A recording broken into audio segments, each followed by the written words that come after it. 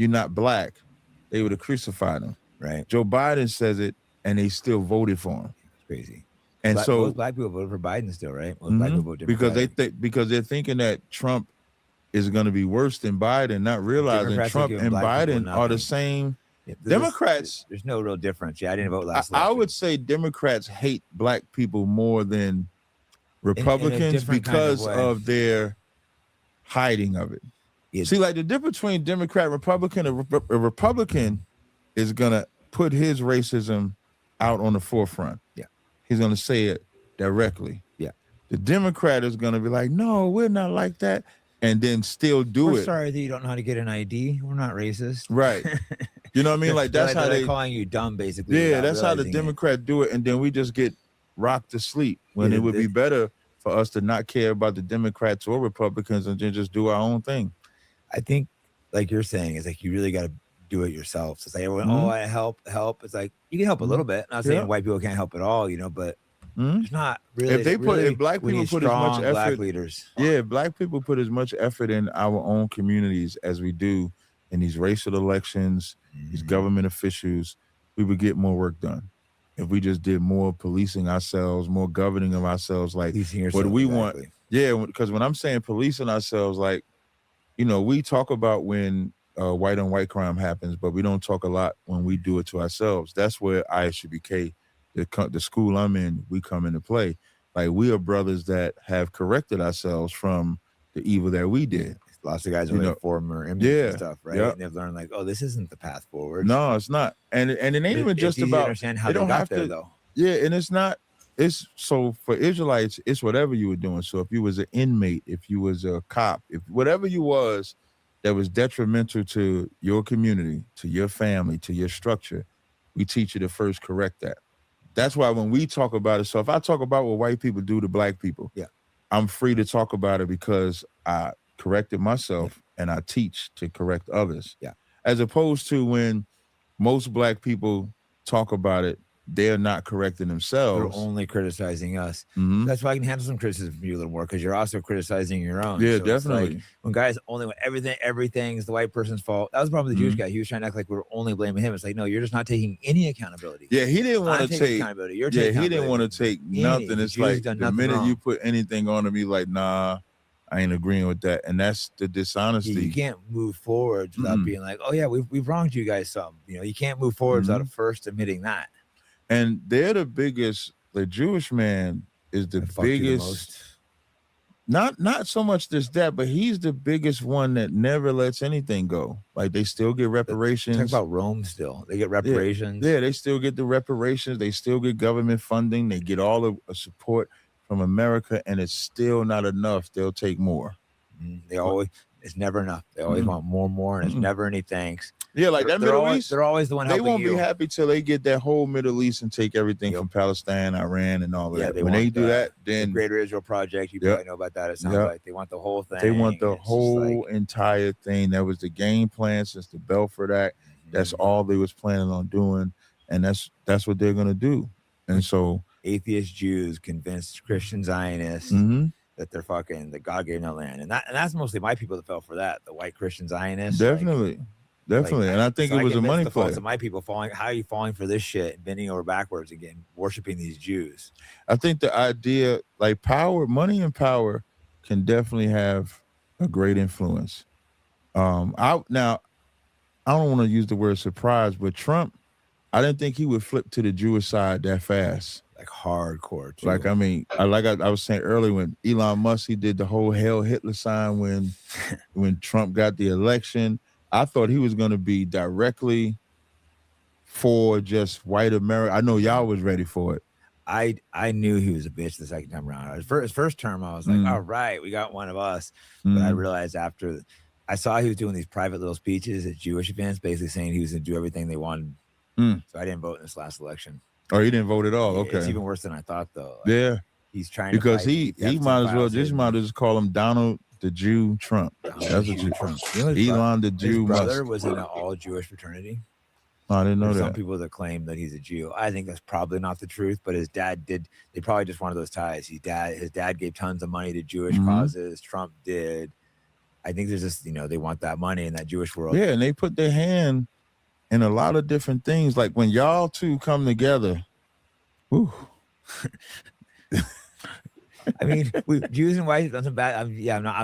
I hate the fucking white man that serves the Jew more than anything. Mm-hmm. It's like a trade. They've traded my own race. I mean, I'm sure you don't like. Yeah, that's something that's something that we're seeing. Like, well, I used to, it's interesting as I've been doing and teaching this, I had to get used to hearing how whites hated how a lot of whites, the so-called Jews. You thought you look at it exactly the same. Yeah, and then when I started delving into World War II with Germany, there's a famous speech that Hitler gave in regards to the so-called Jew. He was kind of chastising France, Britain, and he was like, y'all getting mad at me because I don't want to keep them here, but y'all not accepting them. Nobody wanted them. Nobody wanted them. Nobody wanted them. That's why I said, like earlier, anybody can look it up. They was going to go to South America. They was going to go to Africa. And then they just settled in the Middle East. And then just said, bombing it. Yeah, they just said, we're the Jew. And, they use their political power and money to get them to give the land. Palestinians ain't got no political power and money. Mm-hmm. And they'll never be able to they'll never have peace in the Middle East. It'll never be peace until they're never happy. The war comes. More and more. Like, yeah, there's not enough money. The only way that there'll be any peace is a World War III. That's it. It's going to have to happen. I actually thought it was going to be close when Iran was going to war with Palestine. They were fucking and I thought Russia was going to back them. I thought, okay, we right there. And I'm thinking we right there. And then, they ended up backing off and having a treaty or whatever that they signed, a peace or whatever. But that land won't be peace until there's a third world war. Won't be I know they think they're getting the third temple. It's not going to happen. None of that's going to happen until World War III. They're ready to comes. build that. They want fucking. Yeah. But I don't want my kids dying in any Jewish wars. Hey guys, I'm demonetized everywhere. So if you want to support me and the podcast, go to fightbackpodcast.com and you can buy some cool merch like the shirt I'm wearing now. As many of you guys know, I run a free speech podcast. That comes as a price. It's being demonetized everywhere. So one way to support the podcast is to buy your books from AntelopeHillPublishing.com. Today's selection is The Trans Industrial Complex. This book covers the money-making machine of the trans industries and shows it's not to help people, but to make money and get rich. So again, if you want to support the podcast, go to AntelopeHillPublishing.com and be sure to use promo code FIGHTBACK. That'll save you money and support me. Thank you. Mm-mm. Even World War II, what happened? Hitler shut down the Jewish banks. His economy started thriving. Mm-hmm. Then, Judea declared war on Germany. Because they don't share. I think that's the biggest gripe that whites have with the so-called Jew is that they don't share. As they're getting in power, they keep it all to themselves. They don't share with. They don't put like BlackRock, for example. They're like the biggest asset management companies. Only Jews in the top positions. They won't. They're the same people that push diversity everywhere else, but they won't put a Jew in they'll have like somewhere, maybe a non-Jew as a janitor, but you ain't getting. And then they make enough noise where you're fighting the diversity at the lower level. So it's like everywhere else that you're not thinking about them up top. Or they know how to play the game. And they can go back and forth between being white and Jewish. It's like, oh, I'm white, or oh, I'm Jewish. When you start bashing white people, oh, but I'm a Jew. I help you. No one's helped you more than a Jew. And their favorite thing, anti-Semitism. When all else fails, that's anti-Semitic. You can't. And people are afraid of anti-Semitic because them so-called Jews will unite. Yes. They will unite and shut everything down. And that's the fear that they put in there. Even in the music, think about it. In the music industry, you can rap about everything, but you cannot rap and say anything about the so-called Jew. You can literally have a song about how you want to kill people, which will be pushed. But then Michael Jackson wrote a song where he says, sue me, some things, kick sue me, me, Jew me. Yeah. Jew. The N-word's totally fine, but that song. Yeah, you can't say Jew me. Yeah. Crazy, right? That's what they do. Now, in that instance, that's when I wish that black entertainers would do the same thing with the N-word. That's when I do. Like when if they say, okay, you can't do this, and we see what the so-called Jew is doing, then black people should take a better stranglehold and say, okay, well, if we can't say the J word, if we can't say the K word, then you can't say the N word. We can't publish the N word. We're tired of you allowing us to do this about each other, and it's just a form of expression. But when we want to have that form of expression about you, we can't. Right. And then now you can make a change. That's my issue with entertainers. Entertainers feed the narrative. Like, you can have an artist like Kendrick Lamar, and there's a lot of Kendrick Lamars out there, but they only allow Kendrick Lamar to be that artist. They choose who they push Right. through. Meaning, like, okay, Kendrick Lamar is the one token rapper that will let rap like this, but everybody else got to rap like killing, drug selling, prostitution, stuff like that. And we need more of the Kendricks and less of that. Yeah. And I don't fault the rappers, and the reason why I don't fault the rappers as far as the music is because to be black in America and to be successful in America, you have to be the miracle.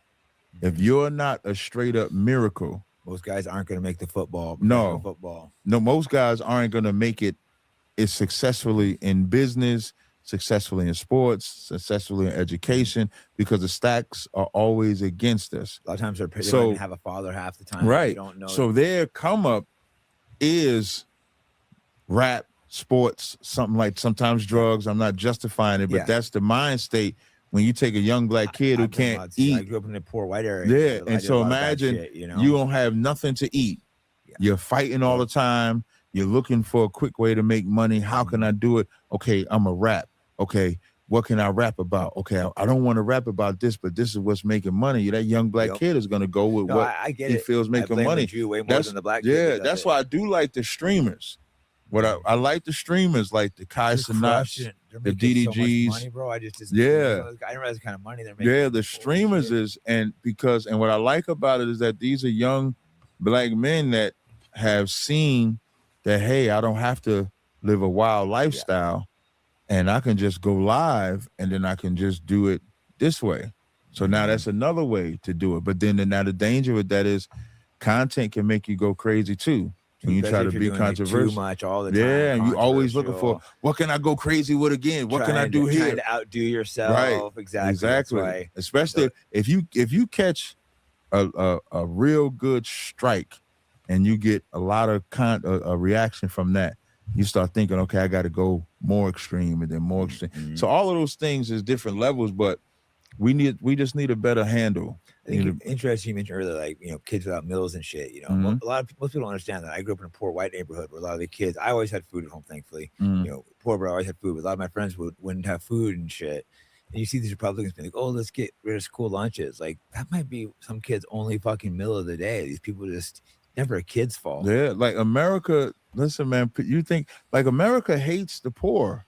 Yeah. And America's supposed to, like, if you're a government, like even with the government shutdown when they did the SNAP and they made it be about black people. And this is sometimes like as much as I talk about white people, there's some conversations to give a sense of reality. I don't talk from a racist standpoint.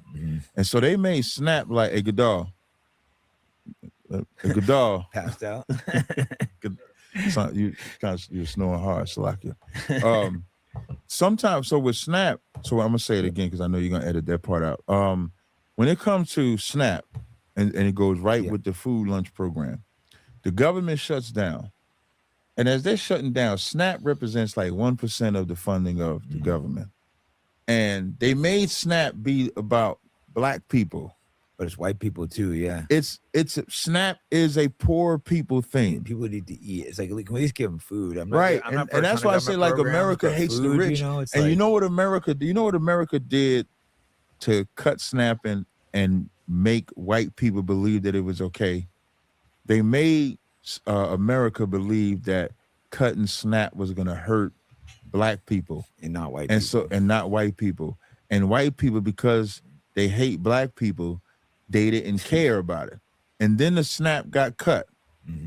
And then they started seeing just how much they needed older food. People too, like right. Older people. Then they start seeing how much white people needed food, just like black people needed food, just like Asians needed food, just like poor people need food. You're always going to have poor people. Yeah. And a country or a kingdom or a nation is supposed to take care of the poor. At least food. I'm not forgiving like tons of money people, but at least fucking food. We're rich in a It's just country where you food. get food and like medical care. Yeah, it's You know, just people think I'm food some and crazy medical hard care. right person. Right. People deserve to fucking eat and medical care. I rent out a house. You know, the unit hit me up. Can I have $50 off rent because the snap's out?